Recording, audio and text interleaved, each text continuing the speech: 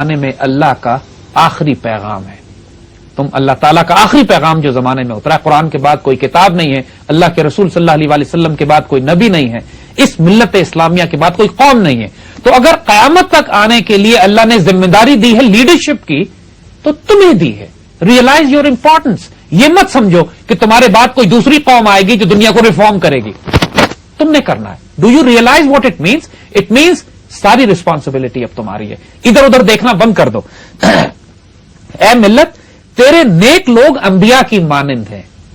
انبیاء کی مانند ہیں, یعنی یہ حضور صلی اللہ علیہ وسلم کی ایک حدیث ہے کہ جو اس امت کے نیک لوگ ہوں گے ان کا انجام نبیوں کے ساتھ ہوگا. وہ نبی نہیں ہوں گے لیکن نبیوں کے ساتھ بیٹھے ہوں گے, اور لوگ پوچھیں گے کہ یہ کس قوم کے نبی ہے, تو فرمایا جائے گا کہ یہ حضور صلی اللہ علیہ وسلم کی امت کے اولیاء ہیں, فقراء ہیں, علماء ہیں, کہ جن کا انجام نبیوں کے ساتھ ہے. بیکاز ریسپانسبلٹی نبیوں والی ہے, ڈیوٹی نبیوں والی ہے, کہ جو جس طرح نبی پہلے آ کے قوموں کو بیدار کرتے تھے, اب یہ حضور کے امتی یہ کام کریں گے. کوئی نبی مزید نہیں آ سکتا.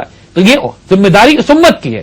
اے ملت, تیرے نیک لوگ انبیاء کے مانند ہیں, اور تیرے لوگ جو ہیں چاک جگروں کو جوڑنے والے ہیں. یعنی جب قومیں پھٹ جاتی ہیں, قومیں بکھر جاتی ہیں, نفرتیں پیدا ہو جاتی ہیں, لسان میں, زبان میں, قومیت میں, سیاسی مذہبی گروہوں میں قومیں تقسیم ہو جاتی ہیں, تو تم ان کو جمع کرتے ہو, ان کو جوڑتے ہو, ایک ملت بناتے ہو. You turn them into a nation, you turn them into a community of humanity. تم انسانیت کو جوڑنے والے لوگوں میں سے ہو. تو اپنی ریسپانسبلٹی سمجھو, understand the duty, understand the role that has been given to you. اور اے ملت, تم نے اہل کلیسا پہ نظر رکھی ہوئی ہے. اے ملت, آج تمہارا المیہ یہ ہے کہ تم سب کچھ یورپ کی طرف دیکھتے ہو. تم پوپ سے کہتے ہو ہمیں لیڈ کرے, تم ویٹیکن کی طرف دیکھ رہے ہو, تم ان سے اپنی morality, اپنی ویلیوز, اپنا economic, social, political, judicial system لینا چاہتے ہو. اے ملت, تم کعبے سے بہت دور چلے گئے ہو. دیکھو, ہر قوم کا ایک سینٹر آف گریوٹی ہوتی ہے, ہر قوم کا ایک مرکز ہوتا ہے. اگر اس خانہ کعبہ کا مقصد کیا ہے؟ خانہ کعبہ کا صرف وہ کالے رنگ کی ایک پتھر, ایک عمارت تو نہیں ہے کہ جس کی طرف مسلمان صرف سجدہ کرتے ہیں. It's a representation of It is representation of an ideology. It is a representation کہ کائنات میں تم کدھر بھی ہوگے, تمہاری سینٹر آف گریوٹی اللہ کے رسول کی طرف ہونی چاہیے. تم نہ یورپ کی طرف دیکھ سکتے ہو, نہ چائنا کی طرف دیکھ سکتے ہو, نہ رشیا کی طرف دیکھ سکتے ہو, نہ تمہیں اپنے اندر ہندو بنانے کی ضرورت ہے, نہ تم دہلی سے تمہیں کوئی ہدایت ملے گی.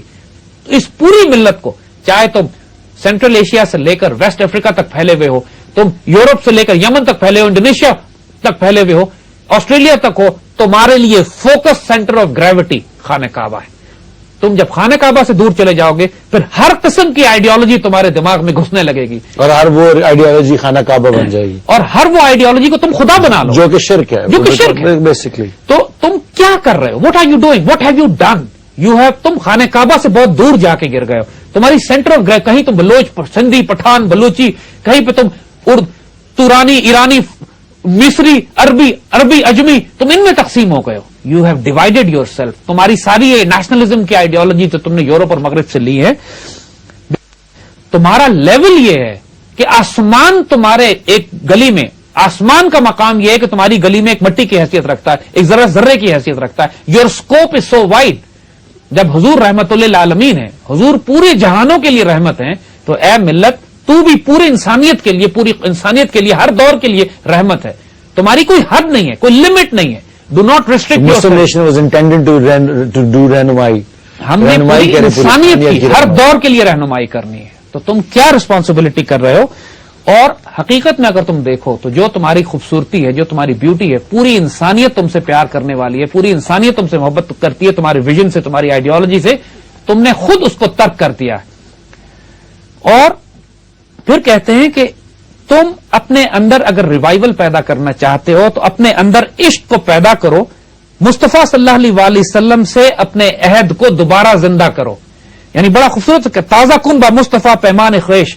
یعنی حضور صلی اللہ علیہ وسلم سے تم نے جو عہد کیا تھا, ان اس ملت کی بات ہو رہی ہے, اب انڈیویجول کی بات نہیں ہے, ملت کی بات ہے, پوری ملت اسلامیہ. تم لوگ جب کعبے سے دور چلے گئے تو اس کے نتیجے میں حضور صلی اللہ علیہ وسلم سے تمہارا تعلق ٹوٹ گیا. وہ جو عشق تمہارا حضور کے ساتھ تھا, وہ جو اس پوری ملت کی سینٹر آف گریوٹی رسول اللہ صلی اللہ علیہ وسلم کے ساتھ تھی. این میری شمل جو اقبالیات پہ بہت اسپیشلسٹ ہیں, جرمن ماشاءاللہ وہ خاتون, ان کا ذکر ہم پہلے بھی کر چکے ہیں. انہوں نے ایک فیسنیٹنگ کتاب لکھی ہے. اس کتاب کا ٹائٹل ہے and Muhammad is his messenger. It's a beautiful book. جس میں انہوں نے 1400 سال میں مسلمان ملت نے حضور صلی اللہ علیہ وسلم کی شان میں جو جو خوبصورت باتیں اور کام کیے ہیں اس کو انہوں نے کمپائل کیا ہے ہر تہذیب میں، ہر دور میں. It's a fascinating document. کس طرح موراکو کے لوگ حضور کی شان میں قصیدے پڑھتے ہیں، نعتیں کیسے لکھی جاتی ہیں، عید میلاد النبی کا خوشیاں کس طرح منائی جاتی ہے، حضور سے تعلق کیا ہوتا ہے، بچوں کے نام حضور پہ رکھے جاتے ہیں. مسلمانوں کے کلچر میں، مسلمانوں کی زندگی میں حضور صلی اللہ علیہ وسلم کا سنت کا کتنا دخل ہے. جانتے یا نہ جانتے ہوئے مسلمان جب سیدھے ہاتھ سے کھانا کھاتے ہیں سیدھے تو حضور کی سنت پہ عمل کر رہے ہوتے ہیں. جب اپنی زندگی کو اس طرح گزارتے ہیں مسلمان، ہمارے کلچر کا حصہ بن گیا ہے یہ، کہ ہماری تہذیب کا یہ حصہ بن گیا کہ بار بار لوگ کہتے ہیں کہ یہ کام کیا یہ سنت ہے، یہ کام کیا یہ سنت نہیں ہے، اس کام کو اس طرح نہ کرو، یہ کام سنت کا طریقہ یہ ہے. یعنی ویدر وی نو اٹ اور وی ڈونٹ نو اٹ، ہماری زندگی کا مرکز حضور صلی اللہ علیہ وسلم کی ذات مبارک ہوتی ہے. حدیث کو اتنی رسپیکٹ دی جاتی ہے اور آپ کو پتہ بھی نہیں چلتا ہے، اب پتہ بھی نہیں چلتا ہے لوگوں کو، لیکن وہ زندگی جو گزار رہے ہوتے ہیں اس میں سنت کا کتنا ایلیمنٹ داخل بالکل ہے. کتنے کام وہ کر رہے ہوتے ہیں جو حضور کی سنت کے مطابق ہے، ان کو پتا ہو یا نہ پتا چلے، but the doing it exactly because حضور صلی اللہ علیہ وسلم did it and taught you to do it. Centre of gravity ہماری رسول اللہ کی ذات ہے. تو وہ فیسنیٹنگ کتاب ہم ریکمینڈ کریں گے کہ پڑھیں لوگ. Muhammad is his messenger by Annemarie Schimmel, اسی کی طرف اقبال اشارہ کر رہے ہیں حضور سے تعلق کو دوبارہ استوار کرنے کی. And we gonna continue right after this break.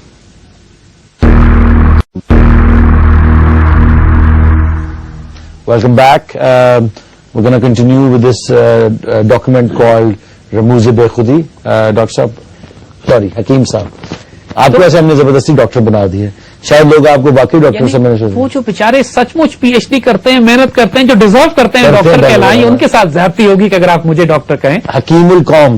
I am just a humble person, a student trying to learn and share the risk that Allah has blessed us with. کوئی ہم کسی کو کچھ سکھانے کی کوشش نہیں کر رہے، ہم تو خود اسٹوڈنٹ ہیں اور سیکھ رہے ہیں. اور یہ باتیں کرنے سے ہم لوگ کے اپنے دماغوں میں بہت ساری چیزیں جو ہیں وہ کلیئر ہوتی جاتی ہیں. بہت واضح ہے، سچی بات ہے، کیونکہ صحیح معنوں میں اقبال کی ٹرانسلیشن تو کوئی، جس طرح واصف علی واصف صاحب نے کہا تھا کہ اقبال کے شعروں کی تشریح کرنے کے لیے بھی قلندر ہونا پڑتا ہے، کیونکہ چھوٹے لیول کی بات تو کی نہیں بابے نے کبھی. بابا جس لیول پہ تھا اس لیول پر جا کر بات ہی کی جا سکتی ہے. تو سمجھے انسان، ہم تو ایک اسٹوڈنٹ سے اسٹرگل کر رہے ہیں کہ کم از کم اس سمندر سے کچھ قطرے نکال لیں. بالکل. مگر وہ قطرے ہی ہمیں انٹاکسیکیٹ کرنے کے لیے کافی ہے، بہت زیادہ. تو اقبال جو ڈیفائن کرتے ہیں کہ اس ملت کو کہ دیکھو اپنا تعلق دوبارہ، جہاں پہ یہ ان نوئنگلی ہم حضور کی سنت پر اتنا عمل کر رہے ہیں، اب نوئنگلی کرو.